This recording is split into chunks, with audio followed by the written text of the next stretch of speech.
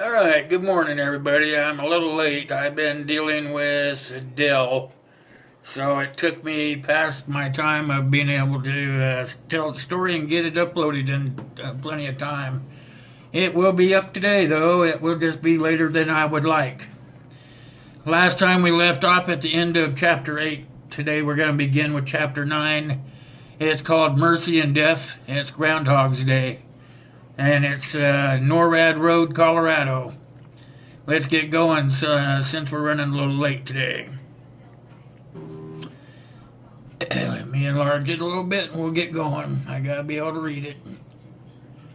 Alright. Any hopes of Samantha had of finding help at Cheyenne Mountain were gone before she got there. The smoke she had sort of been following all morning rolled up behind the hills in thick black waves that signaled fresh devastation. Then there were those wide-winged birds circling menacingly in the sky above Colorado Springs. Something was wrong. Sam had built it up in her mind that the government had been ready for decades. All she had to do was get there, persuade one sentry to check her in, and she would be safe inside the protective bunker. Ignoring the voice that repeatedly asked why she was more worthy of protection than the dead that she had passed along the way, Sam had pushed herself relentlessly, making 8 to 12 miles a day on foot. She longed to drive. She was sure some of the vehicles she passed wouldn't have been damaged by the EMPs. But she couldn't handle any attention that she might attract. The dreams of safety and authority had been the only thing keeping her going for the last 4 frightening weeks. Alone and mostly defenseless, Samantha was moving through a new, unknown world that tried hard every day to break her. This kind of existence went against how she'd been raised. Her sheltered childhood and wealthy parents allowed her to stay above all the human misery she was witnessing daily now. And it was heartbreaking. So many times she had thought of gathering supplies and hiding somewhere, but the hope of real safety at the compound had kept her moving. She'd been through Rawlins, where rats as big as a loaf of bread were starting to take over, and through Table Rock, where she'd been chased out of a barn by an animal that looked like a cat and acted like a rabid raccoon. This morning she had bleached her yellow locks to kill the lice that were now immune to pesticide products.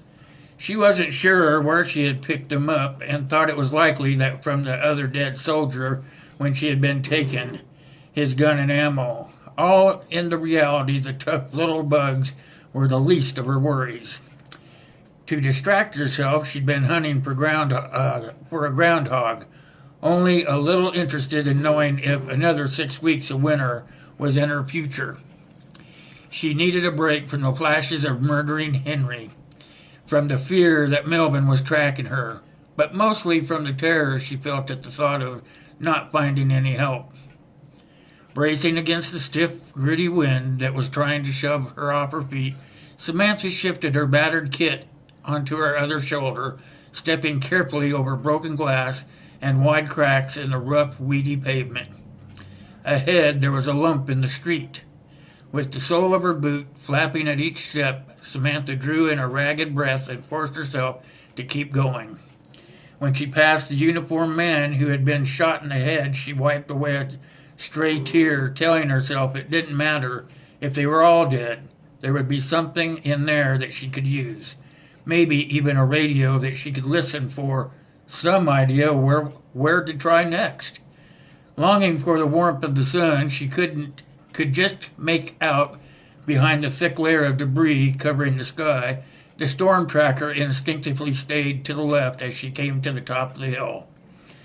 Glad for her goggles and the heavy, reeking smoke that swirled over the top of the road in waves, she moved between the trees so she wouldn't be outlined by the sky.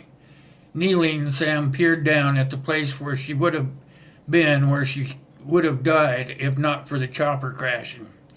Buried inside the Cheyenne Mountain complex, the tunnel to the government's once impenetrable compound was open, releasing pillars of thick black smoke. It drew Samantha repeatedly as she scanned the devastated shack city that was spread out into the distance. There was no sign of survivors. The refugee camp that was spread across the two-lane road was a sad, pathetic mix of moldy box homes covered in plastic, boards, and wood of every kind that formed haphazard living quarters. There was also a crowded cemetery at the far corner telling her that these people had come here after the war. These were most likely the families of those who had been taken in the draft, and they had been here ever since, slowly dying on the indifferent doorstep of safety. Had anyone been let in? Almost able to hear the hum of flies swarming the dead, Sam swept row after row of destroyed cooking, sleeping, and laundry areas in horror. There was even a junkyard of cars, stripped of everything usable or tradable, with more than a few of the vehicles used as shelters. She raised her goggles, unable to stop the tears. No, not one of them. These people had been desperate, dying.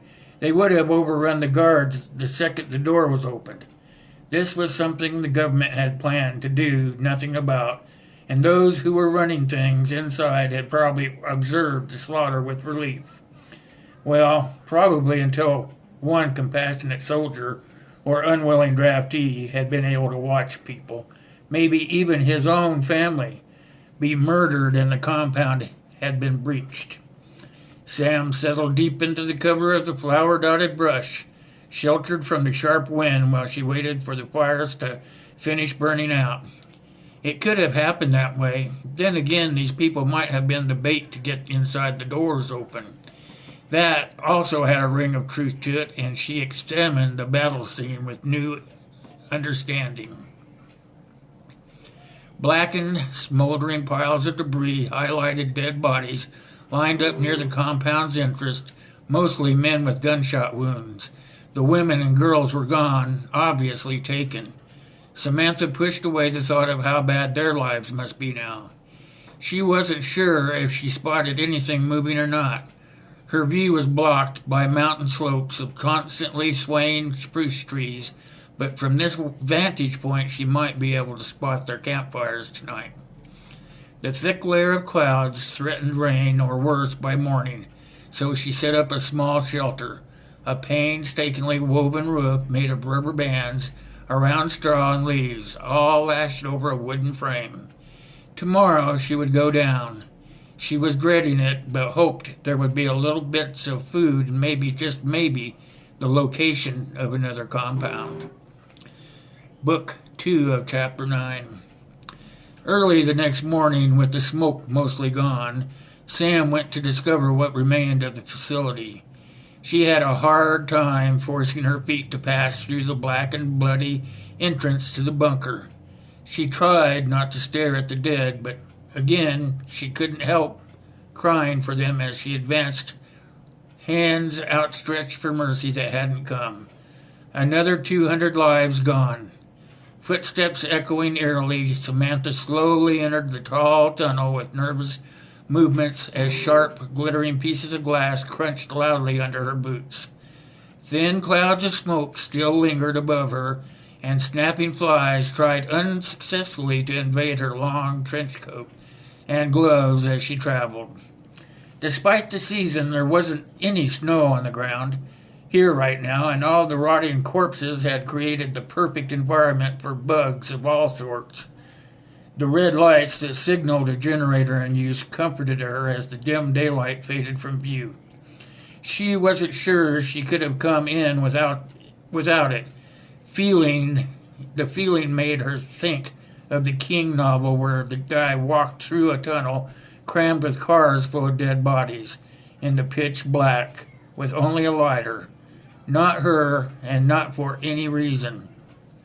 She had a gun, a taser that might or might not work, 2 knives, a can of mace, but she didn't feel any safer as she wound deeper, ears straining for any sounds. This new world was full of death and destruction, and there was more of that down here in these long, dark concrete halls. As she picked through each room, Sam kept a hand on her weapon, thinking the downside of the red lights was that she could see the horrors. Blood smears and bullet casings were hard to avoid slipping on as she tripped through the dead men in uniform that littered the hall. She flipped her belt light to high as she stepped into the first room. It was obviously a security area. The four stiff bodies and blood splatter making her leave quickly. The next three rooms held more of the same. There were no corpses, but the spray on the walls and showed that there had been. She wondered why bodies here had been removed, but the rest hadn't. A trap for troops just making it to the complex? Catching a faint hint of gasoline, Sam traveled by open doors marked utilities and lavatories, knowing that he wouldn't hold anything she needed. The tunnel she was in quickly dead-ended into a spacious bunk area with bodies in the bed. They wore clothes that were an even mix of military uniforms and Capitol Hill casual. Not sure if she could make herself go into the room despite the lights, Samantha went back to the stairs thinking she would search that area last.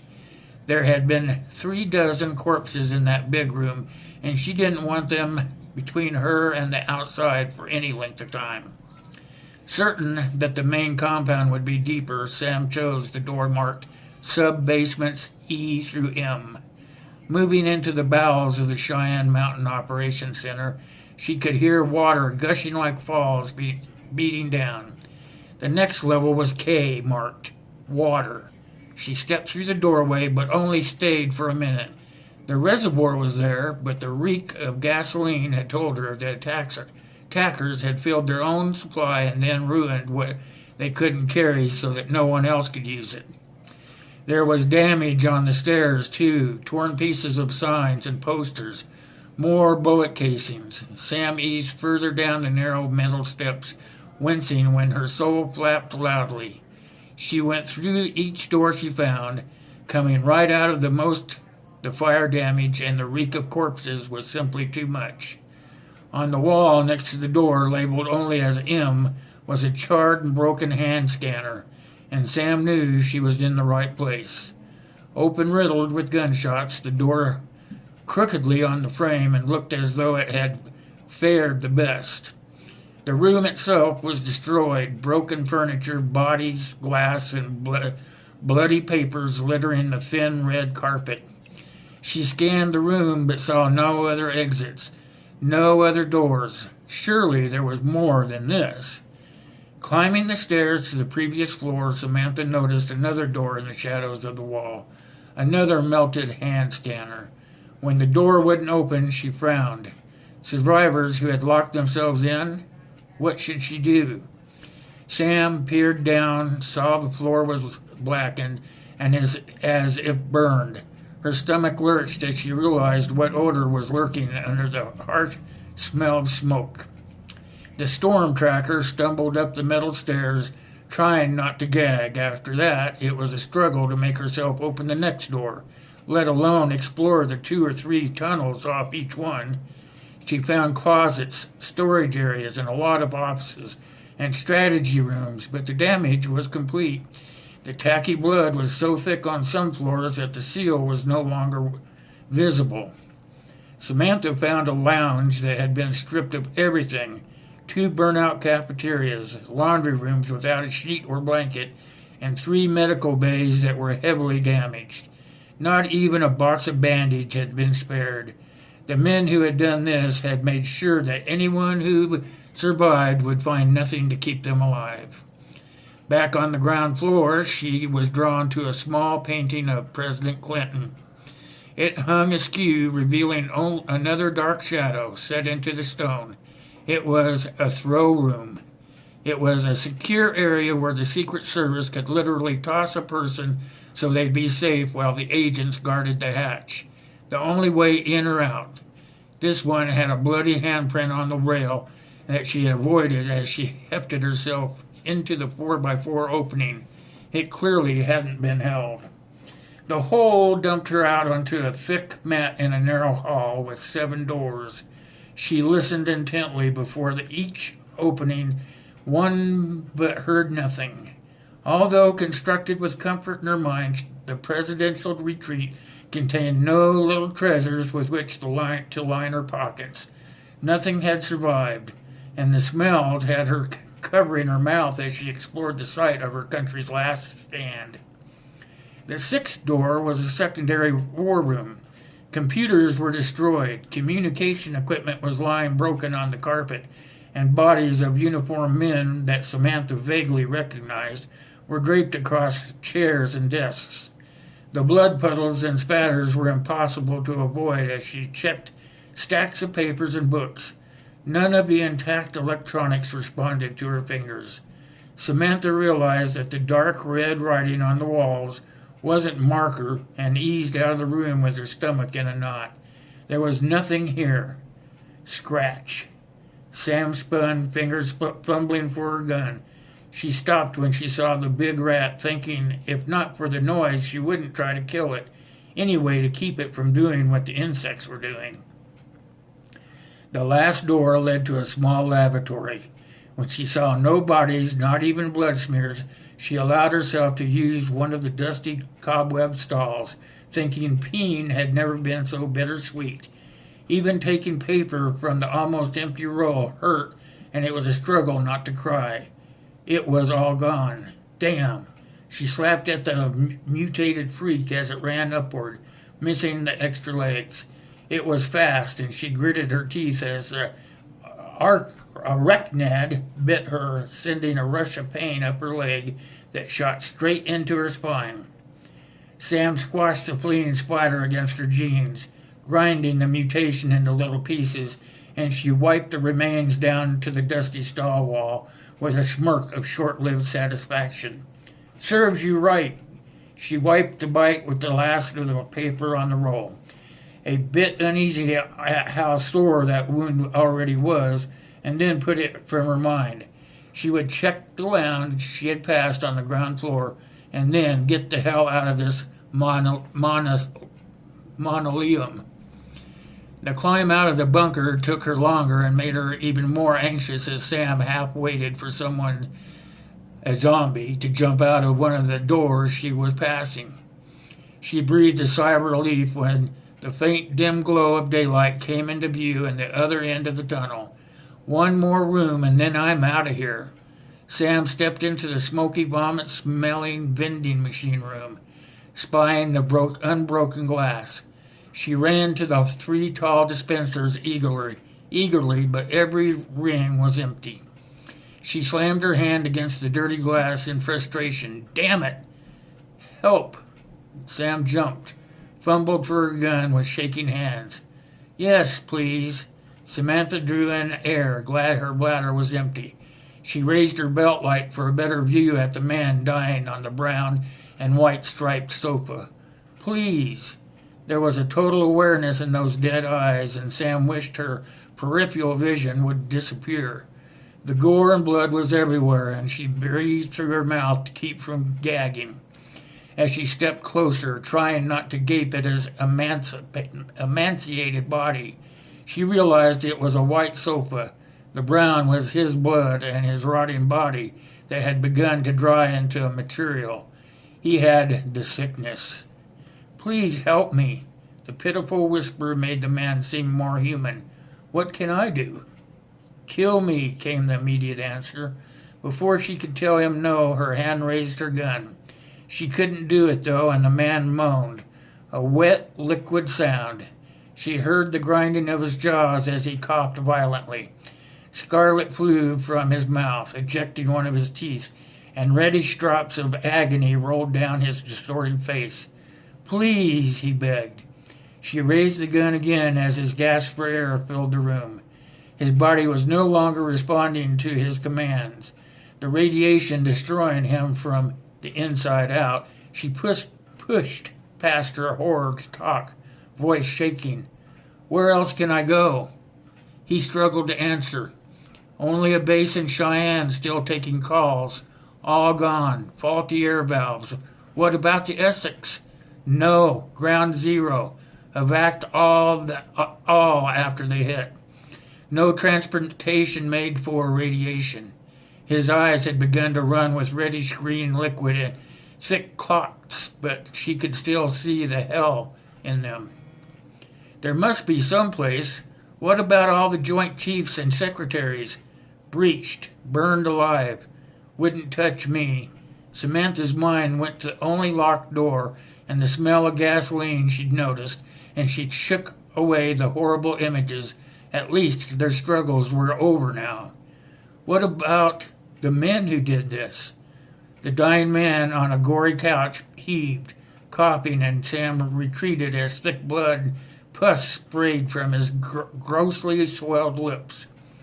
Mexican guerrillas came during the storm, hit Fort Carson first, attacked the refugees, and took females. Doors opened, malfunction, retaliation for the war. Sam couldn't think of anything else to ask, and the man raised a finger, skin sliding nauseously to the side of the bone. Please, do it now. Don't know anything else.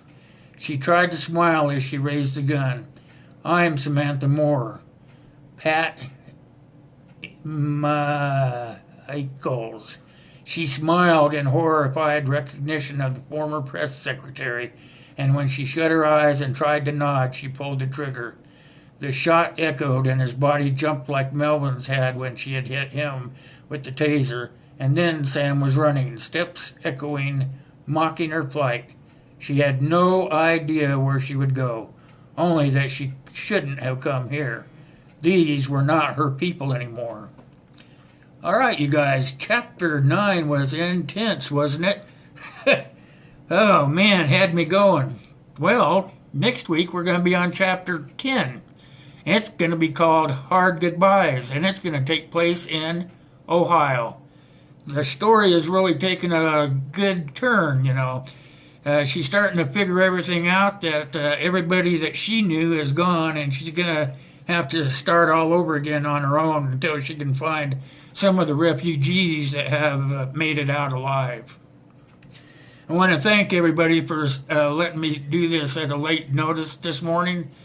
And also I want to thank everybody that came to the live stream last night on Monday, and we did the Bugging In Security series. And next Monday we will be doing the Security series as well. Only thing is, we're going to start that stream at 6 p.m. instead of 7:30, and that's to accommodate my special guest, which will be Fingers Lake Prepper, or better known these days as Prepper X. He will be on the panel along with Southern Ohio Prepping, and I'm going to try to get one more person up there, but I'm not going to tell you who he is till I get a confirmation from him. All right, today's story time. Tomorrow I have to get busy and try to send this computer back that I just received that is not wanting to turn on. So it's kind of a long one this morning, so I'm going to cut it short here. And thank you guys for coming. And you guys know I can't do it without you. I believe I'm at 2.1K. When I get to 2.5, we're going to have a small drawing. I have something here that, it's over there, I can't reach it, but it's going to be just a short little giveaway, just to because I'm past two grand. I'm going to be going to 2.5. Just a little thank you video when I get to 2.5, or a small giveaway, I'm sorry. And that's it for today. It's God bless you, God bless me, God bless US of A. I'll see you next week.